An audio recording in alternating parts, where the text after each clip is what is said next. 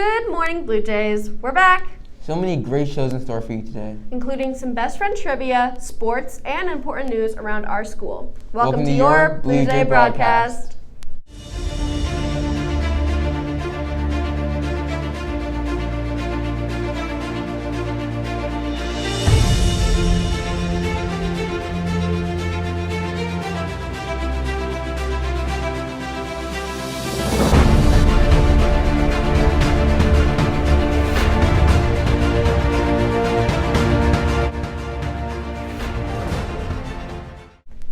Diving right in, Halloween is over, Thanksgiving is in. Let's go over to Zylis to tell us more about the origin of Turkey Day. Once the Pilgrims landed in Plymouth, a Native American named Squanto taught the Pilgrims how to cultivate corn, extract sap from maple trees, catch fish in the rivers, and how to avoid poisonous plants. He also helped the settlers forge an alliance with the Wampanoag, a local tribe. Plymouth's Thanksgiving began with a few colonists going out fowling for turkeys, geese, and ducks. New England colonists were accustomed to regularly celebrating Thanksgivings, days of prayer, thanking God for the blessings such as the military victory or the end of a drought. Thanksgiving did not become a holiday until Sarah Joseph Hale, a magazine editor, successfully convinced former President Abraham Lincoln on October 3, 1863, where he then made it a national holiday. Unfortunately, that's all there is about the origins of Thanksgiving. Let's go back to Daniel and Sabrina to tell you about the next topic. The Pilgrims were eating good. How about we learn about the modern Thanksgiving things we can do to get in spirit? Have you ever wanted to make treats on Thanksgiving but didn't know what to make? Well, if so, this story can help you. Our first treat is caramel apples. The ingredients you will need are green apples, or if you prefer the red ones, caramel and any toppings you like. We chose sprinkles, M&Ms, and peanuts. You also need kebabs. Your first step is to put the stick into the apple. Then you need to melt the caramel for 15 seconds. Next, you will dip the apple into the caramel and get however much caramel you want. Just make sure it's covered so toppings can stick. Then you will get whatever topping you want for this apple. Pour the topping into a bowl and twist the apple into the topping so it sticks to the apples. After that, you will put the apples onto a pan with parchment paper and put them in the fridge for 10 minutes. Then you can eat. Now that we have made caramel apples, let's move on to mini apple pies. The ingredients you will need are mini pie crusts, apple pie filling, and graham crackers. The first step is to preheat the oven to 475 degrees. Then you will open the can and spoon however much filling you want into each crust. Once your oven is preheated, put the pies in for 10 minutes until they're golden brown on top. After that, let them cool for about 10 minutes and then you can eat. Now that we have made our apple pies, let's move on to our last treat, Oreo turkeys. The ingredients you will need are Oreos, candy corn, candy ice, chocolate chips, and red frosting. The first step is to get 4 pieces of candy corn and put them in between one side of the Oreo. Then you will get the candy ice and put a little bit of red frosting on the back and stick them onto the Oreo. Your last step is to stick the chocolate chips down with frosting just like you did the ice and make a little gobbler on the side of the chocolate chip. And there you have it, an Oreo turkey. These are some treats we recommend. Now let's go ask Mason some that he recommends. Some food I recommend on Thanksgiving is pumpkin pie, and I also recommend pumpkin cookies because they're just really good. There are lots of treats that people make around Thanksgiving, and I hope you try some of these out. Speaking of food, isn't there a food shortage around LMS? Yes, and I made a story to educate you guys on what is happening around here. Let's get to it. Something unusual is happening in the LMS lunchroom. There is a food shortage in our school and in the grocery stores. You may have noticed signs like this across our lunchroom. You may have also noticed how we are not getting extras or seconds at lunch. As you can infer, this is affecting our options at school lunch, but don't just take it from me. Here are some familiar faces that you might recognize. Here comes Braden Maupin and Talon Wendell for some insight on the student perspective. A way that the food shortage has been affecting me is, I'm a growing boy, I get hungry and there's no food for me to eat. So some things I've heard about the food shortage is eventually they want you to start bringing your own lunch from home because we're not so slowly running out of food and there are no snacks and no seconds. The food shortage sounds very scary in retrospect, but nonetheless, we will still get through it as a school, as a town, and as Liberty Blue Jays.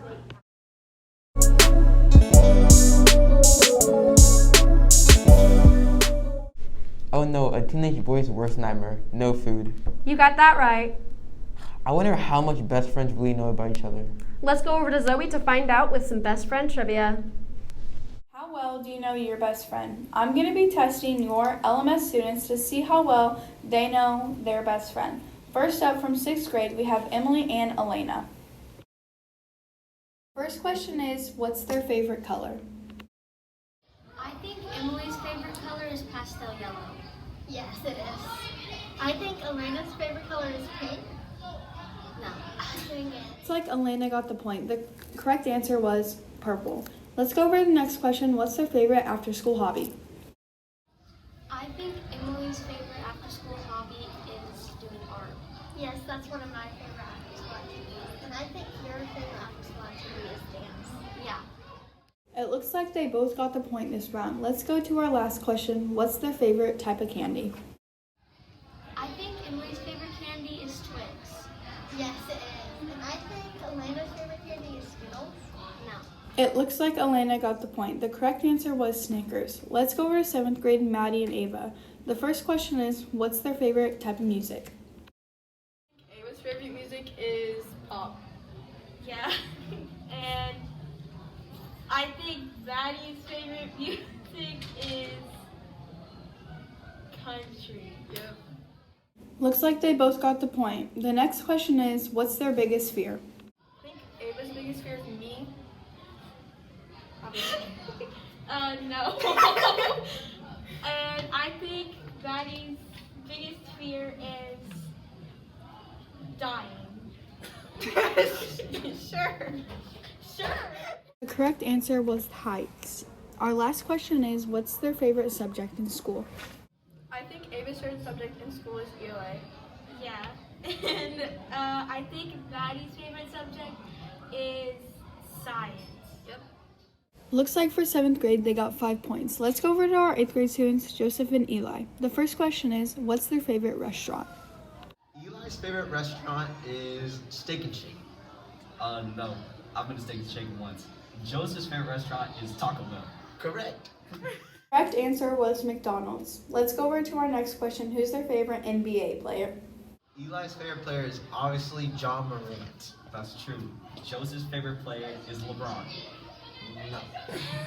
The correct answer was Karl Malone. Let's go to our last question. What's their favorite clothing brand? Eli's favorite clothing brand is Nike. That's true. I think Joseph's is also Nike. Yeah. 8th grade got 3 points overall. The grade that knows their best friend the best is 7th grade. And that's how well your LMS students know their best friend. I have a feeling that could catch some conflict. I would be mad if you didn't know my birthday either. Let's go over to Adeline for your weekly sports update. The football team ended with a bang, A team finishing 5-1 and B team finishing 4-2. On the other hand, basketball trials have just ended and there's a lot of potential wins coming up this season. Basketball practices have just started and games will be coming soon. In city sports, the Chiefs have recently played the New York Giants, winning 20-17. In my opinion, they should work on their defense because they're lacking in it.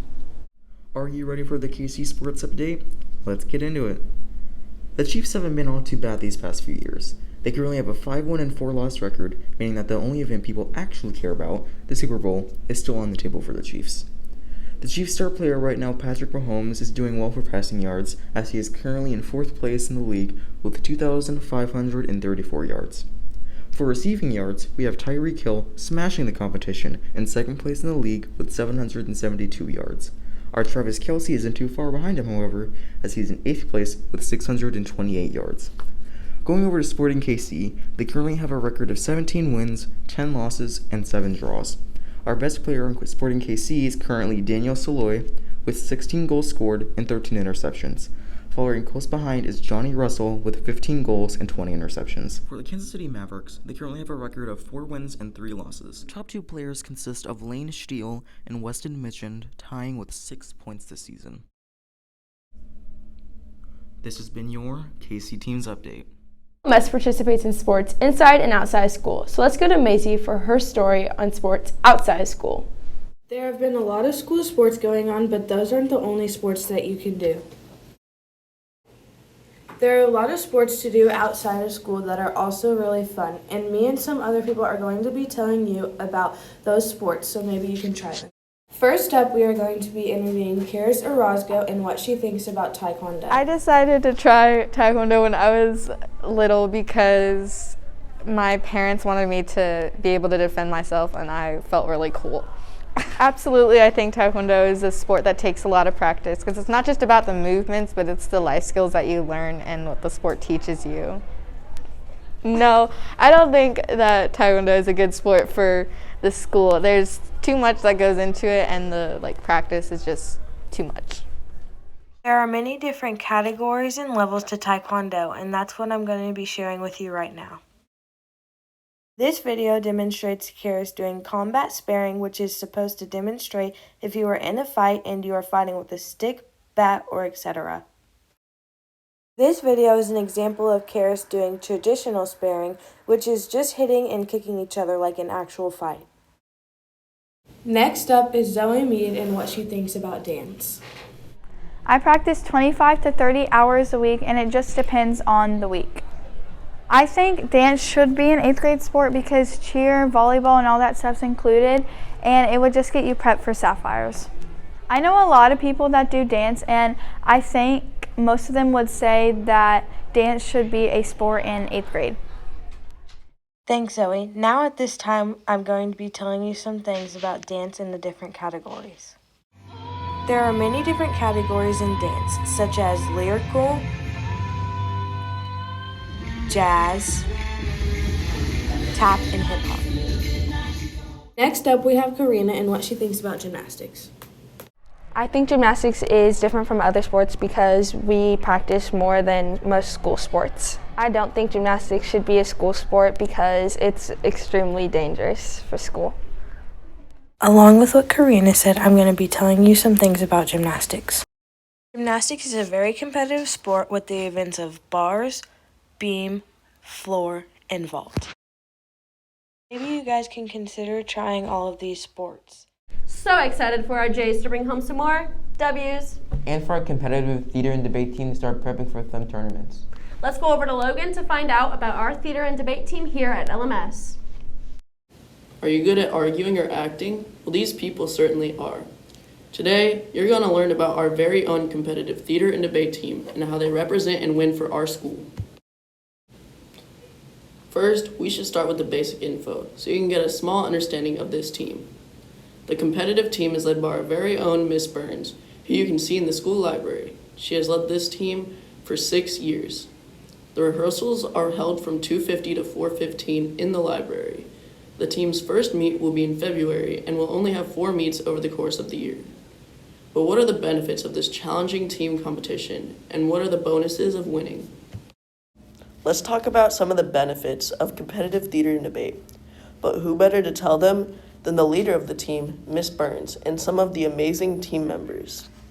We should also learn some additional info, including what you would be working on in this amazing competition.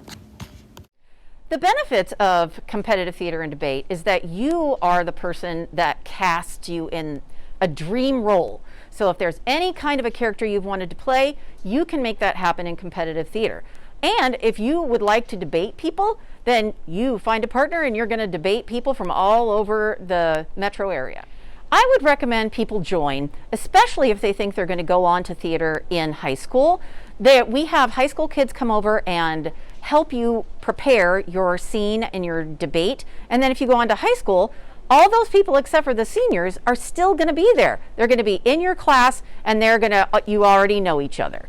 The thing that is really a benefit from winning, it's more of a team building exercise because it doesn't matter if somebody wins or not. We're all excited for anybody on our team to win, and we cheer on everybody when we're at those competitions. The event I plan on doing this year is I will do the theater side of competitive theater and debate, and I plan on doing a duo.